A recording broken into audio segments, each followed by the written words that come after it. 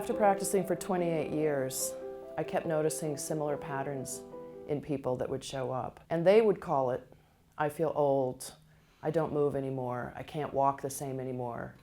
They looked old, and it wasn't about being old. So I use the word structural aging, and because it's about what happens to our structure that creates a feeling of aging or a look of aging. It has nothing to do with how old you are.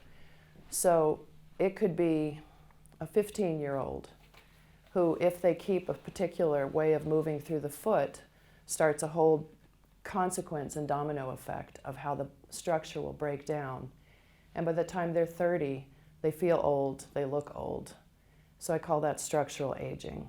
You know, we all see people at 80 who are out water skiing or biking, and others who are humped over with their walkers, and I have always been curious of what creates the difference in a person.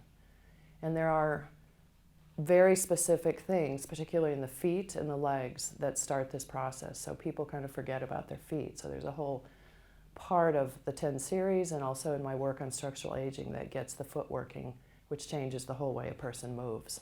You don't want to be the shuffling old man or old lady. And it's the hump and the feet kind of shuffling.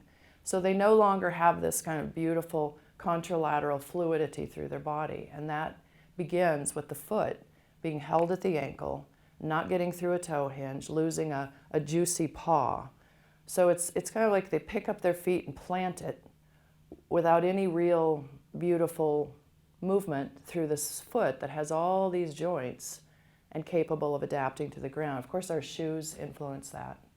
So shoes that don't let the foot actually respond to the ground, arches that don't get built because they don't get used. So many times, really starting at about 50, I'll see toes that don't bend, ankles that don't bend, feet that don't move. So that starts the whole shuffle.